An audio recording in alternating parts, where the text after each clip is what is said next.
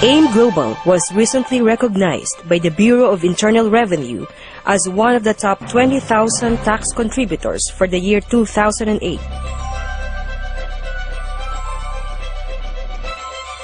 Congratulations to AIM Global on its third year of anniversary here in the Philippines. I understand that AIM Global is one of the honest taxpayers of the Bureau of Internal Revenue.